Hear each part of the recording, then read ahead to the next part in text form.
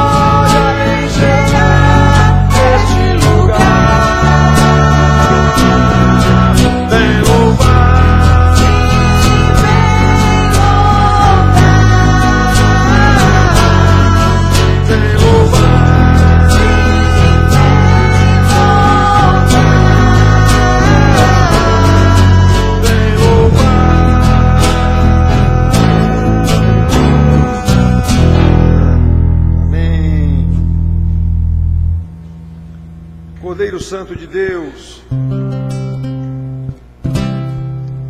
te exaltamos, ó Cordeiro Santo de Deus,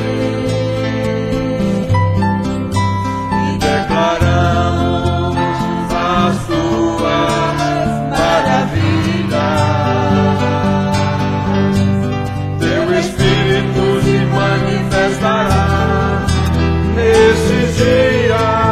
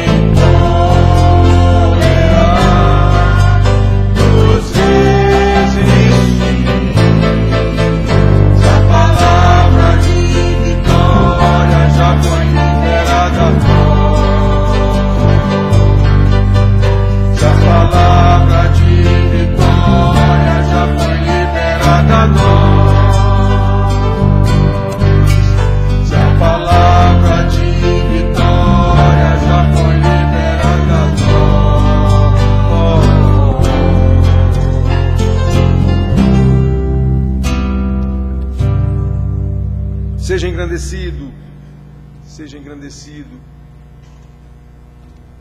Eu acho que é esse cântico que diz: exaltamos a Ti, ó Rei Jesus, não é? Exaltamos a Ti. Não, é o outro. Então, às vezes, esse cântico era cantado: coroamos a Ti, o outro cântico, aquele outro. Aí alguém diz: pastor, isso está errado, nós não coroamos. Eu digo: homem, isso é um sentido figurado. Está dizendo que nós te consideramos rei. É isso. Não está botando coroa em Jesus, não. Seja engrandecido. Seja engrandecido,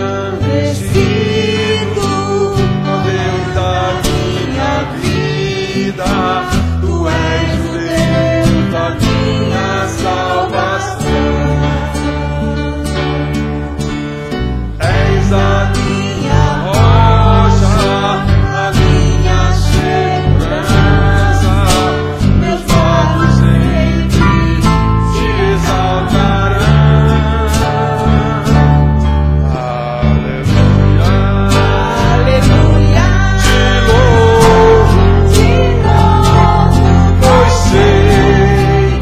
Sobre todos és Senhor. Aleluia, aleluia. Te louvo, pois sei que sobre todos és Senhor. Aleluia, aleluia, aleluia, aleluia. Louvemos ao Senhor. Aleluia, aleluia, aleluia, aleluia. Louvemos ao Senhor. Seja engrandecido, meu Senhor. Seja engrandecido, ó Deus da minha vida. Tu és o Deus da minha salvação.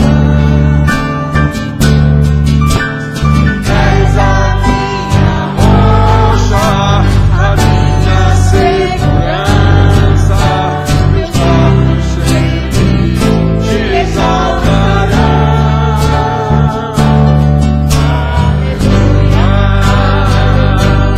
Te louvo, pois sei que sobre todos és Senhor. Aleluia, pois sei que sobre todos és Senhor. Aleluia, aleluia,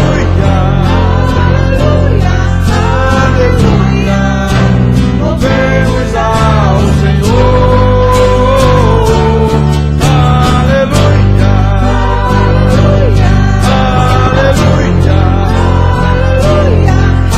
aleluia, louvemos ao Senhor.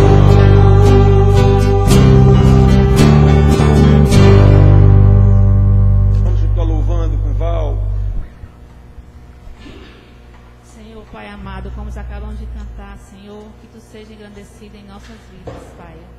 Senhor, que Tu possa, Senhor, caminhar conosco, Deus, porque só Tu sabes, Pai, as dificuldades que passamos. No trabalho, Senhor, tem dia que pensamos que vamos se enlouquecer, mas quando lembramos que Tu estás do nosso lado, que Tu és justo, Pai, que Tu nos protege, Senhor, que mais na frente nós teremos vitória, Pai, seguindo o Teu caminho. Aí sim nos tranquilizamos, Senhor, e terminamos o dia feliz. Senhor, fica conosco essa noite, durante toda a semana, Pai. Que essa palavra seja passada para cada um, Senhor, que toque nossos corações. Abençoa o nosso pastor, Senhor. Cada um que aqui está, que pode vir para a Tua casa para escutar a Tua palavra, Senhor, para cantar belos hinos a Ti, Pai. Nos leve em paz para os nossos lares. Em nome de Jesus, amém. Amém, amém. Podem sentar, irmãos.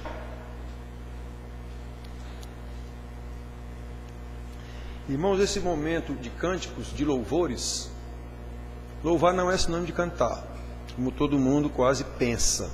Louvar não é sinônimo de cantar. Louvar é engrandecer, é elogiar, é exaltar, é magnificar Deus, dizendo coisas que Ele é. atributos que ele tem, maravilhas que ele fez, e isso é feito na letra dos cânticos, não é na música, é na letra. Então, eu lembro que mais de uma vez já aconteceu de algum irmão ou irmã, acontece mais com irmãs, pastor, hoje eu não gostei do louvor. Eu digo, eu não sabia que era para você o louvor. Eu pensava que era para Deus. Então é isso, as pessoas não gostei do louvor, não gostei de não sei o quê. Irmãos, eu não tenho que gostar de nada, eu tenho que obedecer. Na obediência vem a alegria, vem o prazer. O próprio Senhor Jesus disse isso para os seus discípulos. É na alegria, é na obediência, isso dá prazer, isso dá alegria. Como ele disse, como eu obedeço meu Pai, é na obediência, irmãos. Muito bem, hoje nós vamos ouvir a pregação com o pastor Antonino, que alterna conosco o púlpito, e vamos prestar bem atenção na palavra do Senhor para aprender e colocar em prática no nosso dia a dia. Eu tenho dito para os irmãos, é isso que é a igreja. Isso que a gente vê hoje com o nome de igreja, seja presbiteriano, seja o que for, isso não é igreja, coisa nenhuma. Isso é clube sócio-religioso. Igreja é a reunião dos santos de Deus para aprender a palavra de Deus, cantar louvores ao Senhor, orações de gratidão. É isso que é a igreja. Pode estar num sepulcro, pode estar numa caverna, pode estar debaixo de uma árvore, no campo livre. Era assim a igreja iniciante. Pode estar na casa de um irmão. Aí depois que foram construídos prédios e denominou-se que isso é a igreja católica, apostólica, romana, não sei o que, e virou o que nós temos hoje. Inclusive os protestantes, que herdaram isso da igreja católica. Mas igreja, lembrem, desde o conceito original da palavra, igreja quer dizer pessoas que foram chamadas para fora, ou de seus domicílios, ou em uma visão maior do mundo, para aprender, para ouvir a palavra de Deus, para adorar o Senhor, e a partir desse entendimento e dessa apreensão desse ensinamento dado por pastores, no início era dado pelos próprios apóstolos, colocar isso em prática no seu dia a dia. É isso que é a igreja. O que passa disso é clube sócio-religioso e econômico, hoje em dia econômico. Então vamos ouvir a palavra do nosso mestre, pastor Antonino. Que Deus abençoe o irmão na exposição da palavra.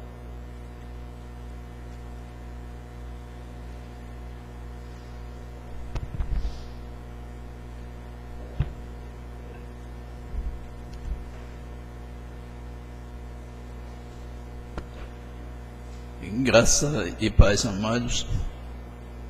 Abramos a palavra de Deus no livro de Lamentações do profeta Jeremias, no seu capítulo 3.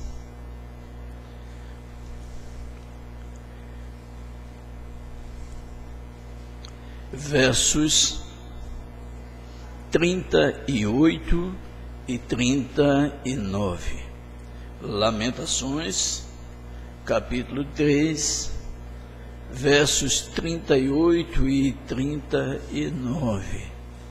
Prometemos aos irmãos que seremos breves. Assim diz a palavra de Deus: acaso não procede do Altíssimo tanto o mal como o bem?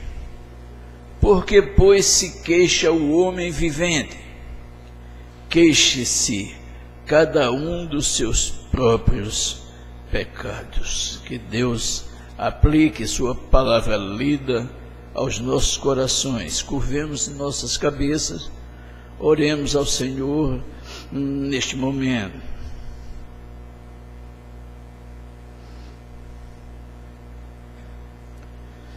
Senhor Deus, amado Pai, que estás nos céus, nós te rendemos graças, ó Deus, porque temos esse privilégio de estarmos na Tua casa, de iniciarmos esta semana, ó Pai, em adoração ao Teu santo nome.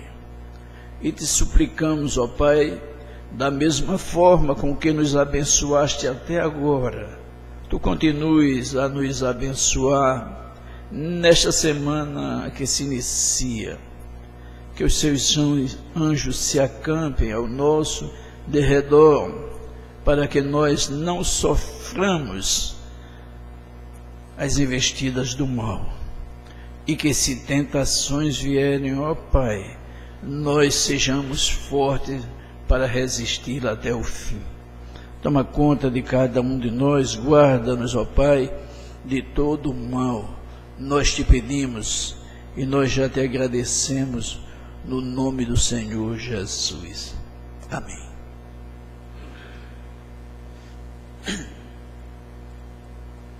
Há uma pergunta que nós buscamos resposta para ela e normalmente nós ficamos sem tê-la. Porque Deus permite o mal? Sim, porque Deus, o Deus Todo-Poderoso, permite o mal. Nós vivemos num país bonito por natureza, mas maldito na sua essência, maldito na convicção do seu povo, maldito na ação do seu povo. E nós estamos passando por momentos cruciais, porque é uma crise de descrédito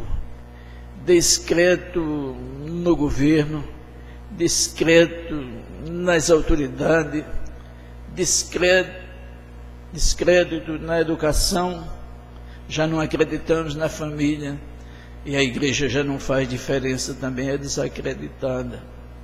E os movimentos se sucedem, e o mal investe de tal forma que parece até ser um Golias invencível. E quando nós pensamos que a coisa começa a tomar um certo rumo, em que o bem começa a fazer a diferença, eis que o mal se levanta ainda com mais força e aborta toda a trajetória do bem, sepulta todas as nossas esperanças, volta tudo à vala comum e está tudo no caminho da estaca zero. É assim que nós vivemos nesse país, onde parece que fazer o mal faz sentido ser bem melhor. Mas, amados, o apóstolo Paulo, há mais de 2000 anos passado, ele se torna cada vez mais, cada dia que passa, ele se torna mais atualizado do que o jornal que vai sair amanhã. Na sua segunda carta, quando ele escreve ao seu filho na fé, Timóteo, no capítulo 3, ele descreve em termos proféticos a situação daquele mundo que ele vivia e também a situação futura do nosso mundo.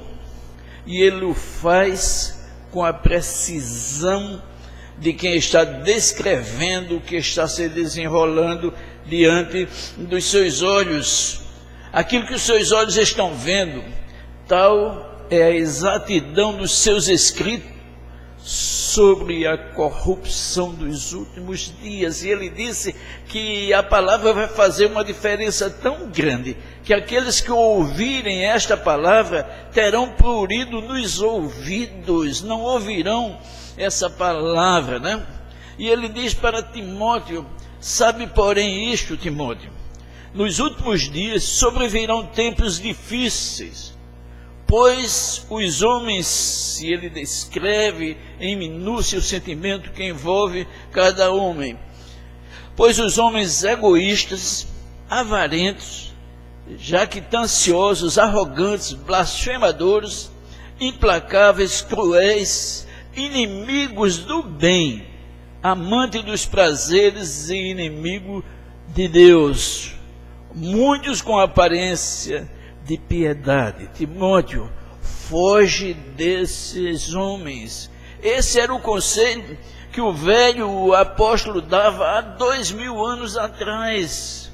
E as coisas foram normalmente se desenvolvendo e nós chegamos a patamares inviáveis, como nos dias de hoje.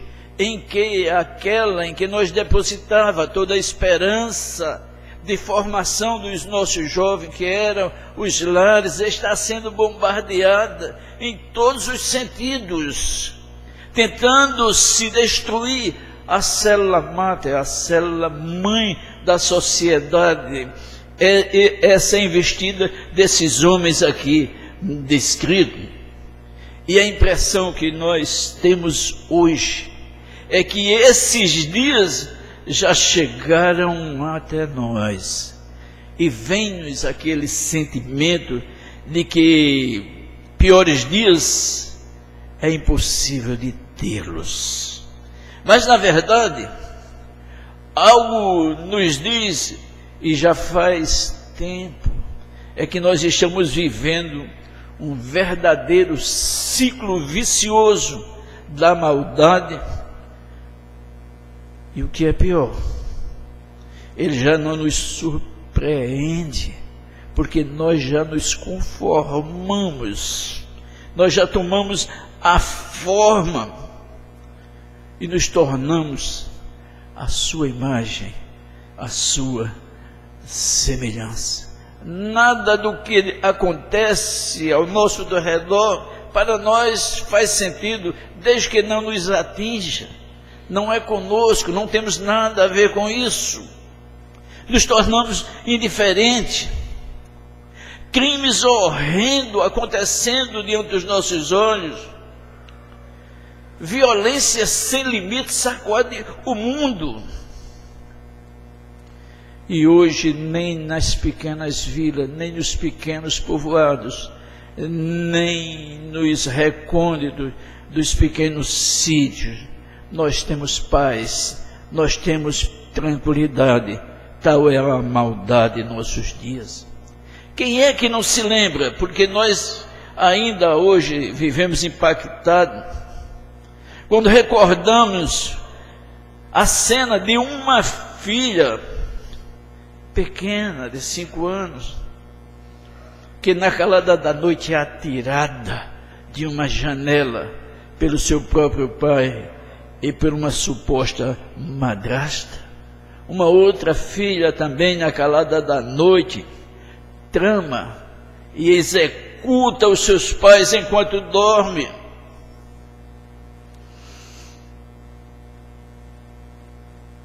E assistimos esse drama de uma família destruída e cumprida uma pena de 1/6 da sua pena. Ela vai para a rua e a Globo lhe oferece um programa de televisão dirigido à criança. Também assistimos, e isso já não nos comove, um garoto sendo arrastado brutalmente, preso a um cinto de segurança de um carro, e ele morre despedaçado, arrastado quilômetros distante. E isso não faz nenhuma diferença para nós. Nós continuamos insensíveis aos problemas que estão diante de nós, como se o mal já fizesse parte da nossa vida, como se o mal fosse comum. Ah, mas os anjos do Senhor acampam ao nosso derredor, não temos por que nos preocupar. Se Deus é por nós, quem será contra nós? E o reverendo Nicodemos escreve um livro, e se Deus for contra nós? E quando nós pensávamos que já tinha visto tudo, uma jovem advogada é barbaramente assassinada pelo seu amante, jogada dentro de uma represa ainda com vida, não sabia nadar, e ela morre, executada premeditadamente. Isso tudo, amados, nos leva a pensar que o mal está vencendo. Ouvimos, assistimos estarrecidamente uma jovem mãe com um filho de 5 meses no colo, é sequestrada e perde a vida em circunstância macabra. mas parecendo um filme de terror, produzido por uma quadrilha de vagabundos, chefiado por um ídolo um dos maiores clubes de futebol desse Brasil e do mundo. E hoje esse indivíduo está solto e está jogando futebol para o delírio da torcida.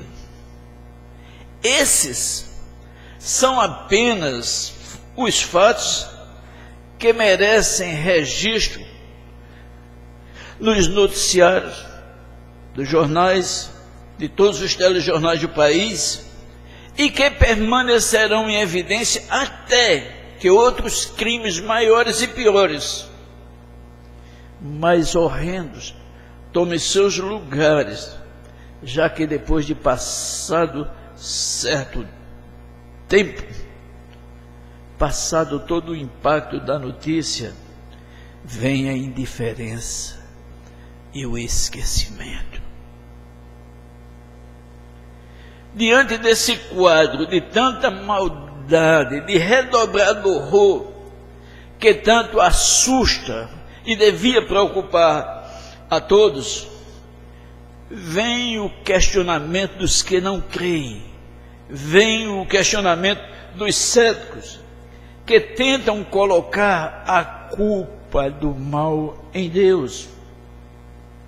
Mas em tempo nós diríamos que uma sociedade que optou viver sem Deus não tem o direito de responsabilizá-lo pelo que lhe acontece. A palavra de Deus diz: buscai ao Senhor enquanto há tempo. Falta-nos, pois, o conhecimento da palavra de Deus. Do Egito chamei meu filho, diz o profeta. Se alguém é concitado a olhar para cima, ninguém quer fazê-lo. E ele fecha o seu lamento. O meu povo está morrendo por falta de conhecimento. Questiona com alguma lógica, porém sem nenhuma razão, a origem do mal.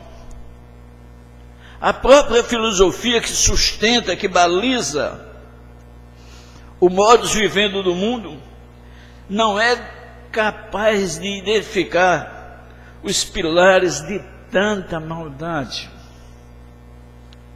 A sociologia ensaia uma solução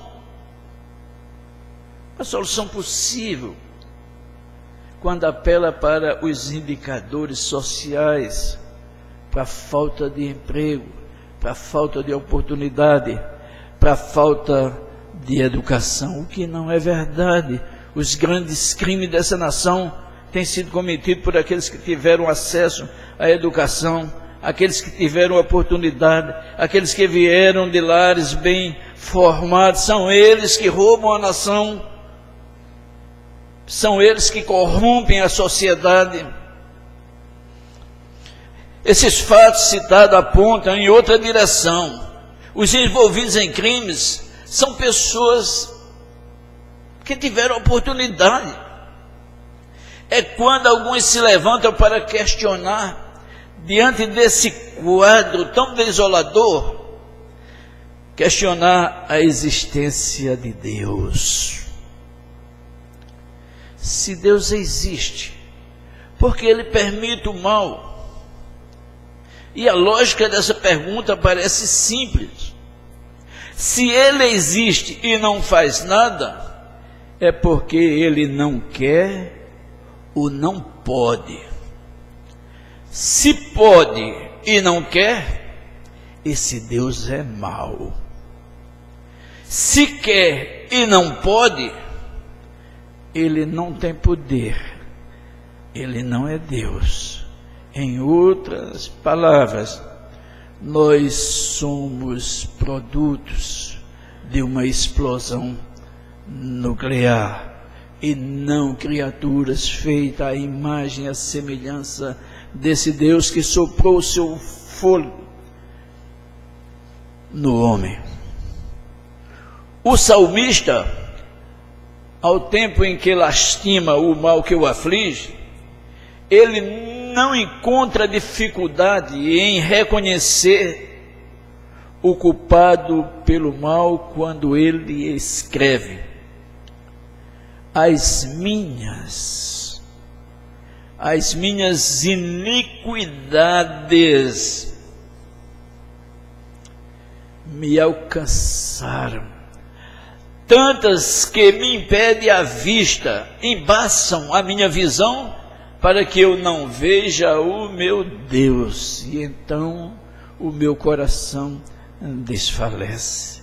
Aqui está o diagnóstico de alguém que tem experiência com Deus, alguém que tem vivência com Deus, alguém que se reconhece pecador diante de um Deus santo e que coloca como a origem de todo sentimento de maldade que lhe arroja a alma as suas iniquidades, o seu pecado, o seu coração, porque o coração do homem é infinitamente corrupto.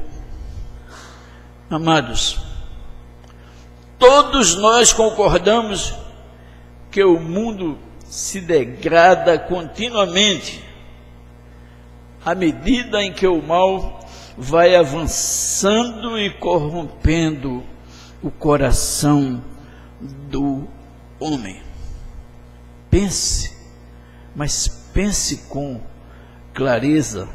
Sodoma e Gomorra estariam hoje, pasmem, estariam hoje dentro dos limites da lei e da moral e dos bons costumes.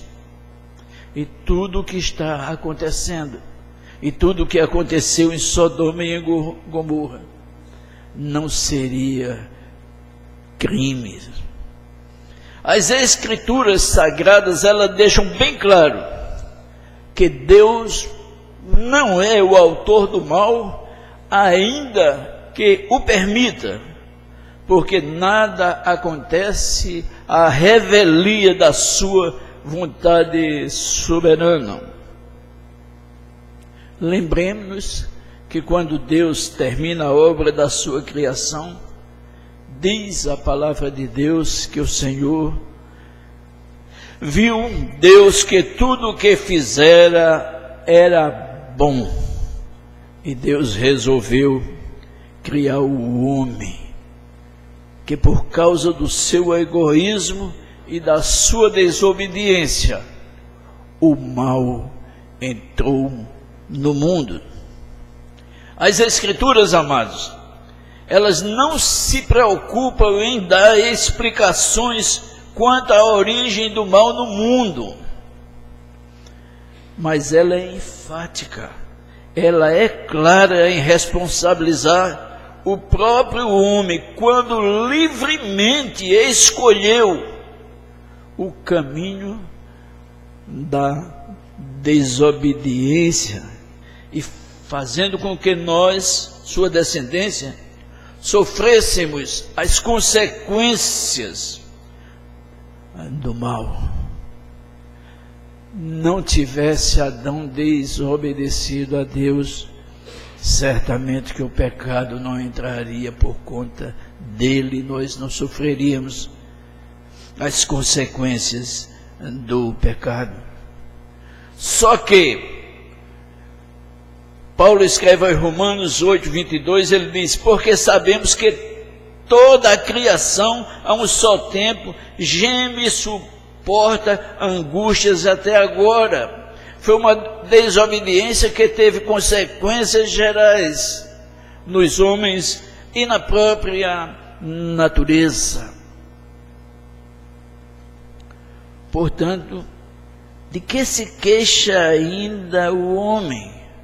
Queixe-se do seu próprio pecado. Conclui Paulo, o homem de Tarso.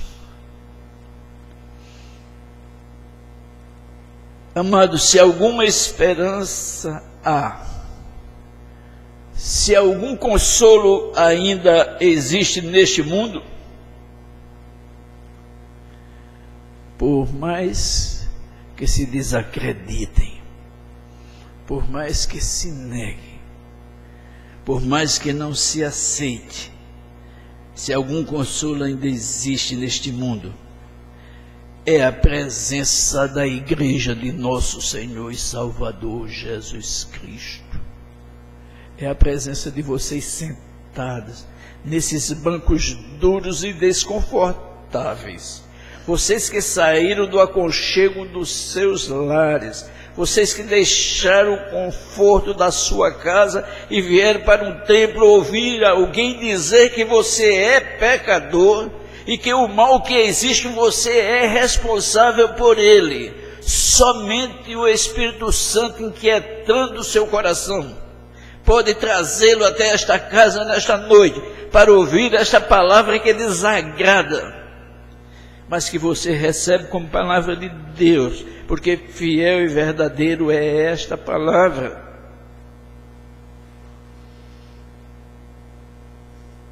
Se não for a presença da igreja neste mundo, há muito que esse mundo teria sucumbido. O que ainda resiste ao mal é a igreja. Quem ainda resiste ao que está acontecendo é a igreja que está sentada nessas cadeiras duras, quando poderia estar na praia, em um outro ambiente, mas está aqui a ouvir a palavra de Deus, porque crê que esta é uma verdade. Disse ainda Abraão: não se ire o Senhor, se lhe falo somente esta vez. Se porventura houver ali 10, não destruirás. Deus disse: não destruirei. Respondeu o Senhor: não destruirei por amor aos 10. Abraão voltou para o seu lugar e não teve mais coragem de questionar a Deus, porque sabia que Deus não estava tratando ali de justiça, mas de graça e de misericórdia. Amado, o que faz a diferença na vida da igreja é a graça e a misericórdia de Deus. Por isso que aos homens é impossível a salvação. Eles acham que nós nos orgulhamos quando dizemos que somos salvos, porque na realidade nós somos igualmente a eles. Nós não temos qualquer diferença com aqueles que estão na prisão. Nós não somos diferentes. O que faz a diferença é a graça de Deus que está sobre nós. É o Espírito de Deus que habita em nós. É o Espírito Santo que intercede por nós com gemidos inexprimíveis. Essa é a diferença que a igreja tem diante do mundo. Por isso que o mal não tem poder contra a igreja de nosso Senhor Jesus Cristo. Por isso que o Senhor Jesus Cristo disse: sobre esta pedra edificarei a minha igreja, e as portas do inferno não prevalecerão contra ela. Por mais que o mundo se levante contra a igreja, ela jamais será subjugada. Mas temos a responsabilidade de não entristecer o Espírito Santo que habita no coração da igreja. Não entristeçais o Espírito Santo que habita em vós. Gênesis 6, 7 e 8. Então se arrependeu o Senhor de ter feito o homem e disse: Deus, farei desaparecer da face da terra o homem que criei, porque me arrependo de os haver feito. Mas o interessante é que no verso 18 diz: porém Noé achou graça diante do Senhor. Numa geração prostituída, numa geração corrompida, numa geração pecadora, dominada pelo pecado, escravizada pelo pecado, Noé achou graça diante de Deus. E já disse alguém que jamais um pregador, jamais um missionário obteve o êxito nos dias de hoje, obteve o sucesso de Noé, porque ele não foi capaz de salvar o mundo, mas salvou a sua casa, a sua família. Amados, O que você tem feito pela sua casa? O que você tem feito com a sua família? Você que está preocupado com a sua vizinhança, com os seus amigos, com os que trabalham com você, de levar a salvação a essas pessoas, não digo que está errado, mas você já pensou em ganhar a sua casa? Você já pensou em que você foi chamado por Deus, eleito por Deus, para ser sacerdote da sua casa? Ser você quem ministra a palavra de Deus na sua casa, mas não só em palavras, mas também nos atos. Eu sempre digo que pode ler a Bíblia, mas viva a palavra de Deus, e depois que vivê-la, se possível, se preciso, pregue, mas antes viva. Alguém diz: eu não tenho o dom de pregar, eu não tenho o dom de evangelizar, eu não sei falar da palavra de Deus às pessoas. Sim, mas as pessoas não estão querendo só ouvir de você a palavra de Deus, não. As pessoas estão querendo ver o evangelho vivido em sua vida.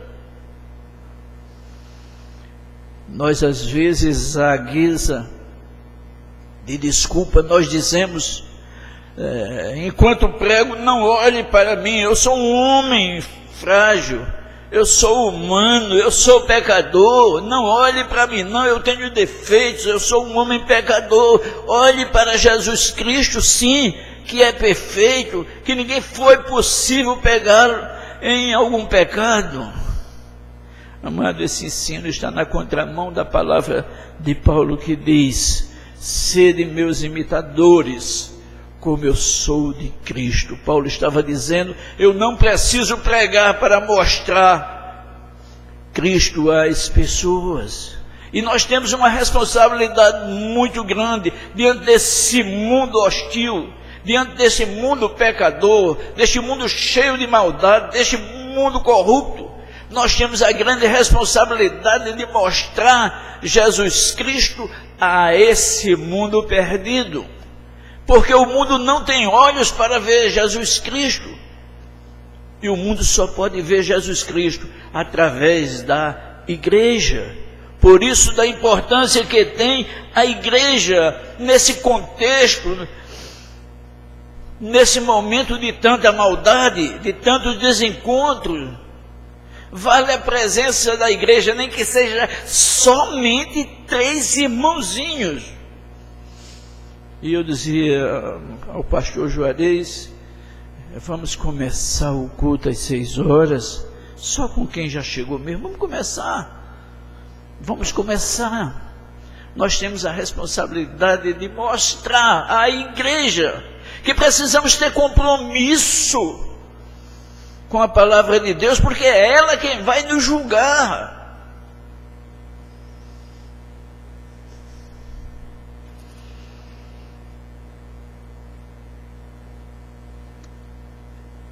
Graça, amados, somente graça, e graça da parte de Deus. Jeremias diz que as misericórdias do Senhor são a causa de não sermos consumidos pelo furor da ira santa de Deus, porque elas se renovam a cada manhã. Amado, esse homem que está falando isso, ele tinha todos os motivos para estar revoltado, porque ele diz que, em Jeremias 3, ele diz: eu sou o homem que viu o furor da vara do Senhor.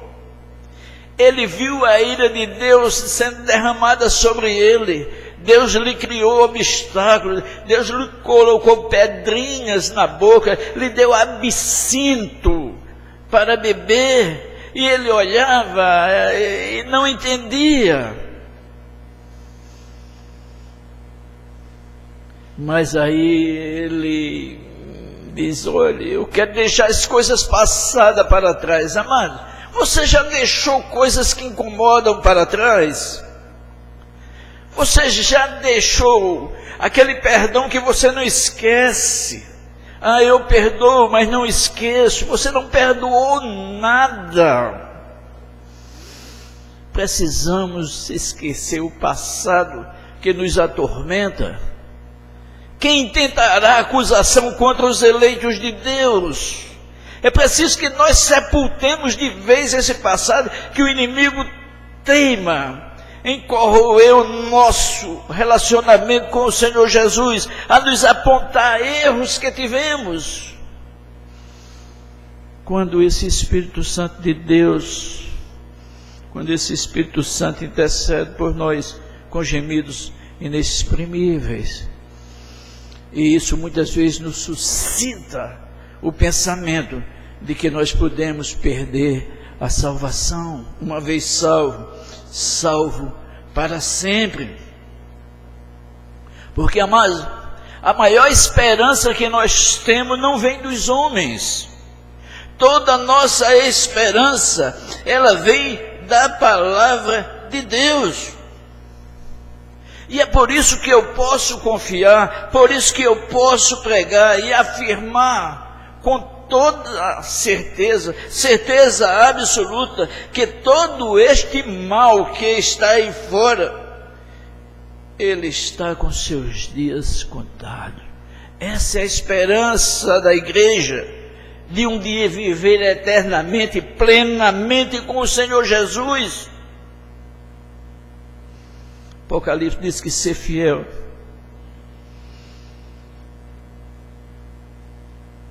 até a morte, e dar-te-ei a coroa da vitória.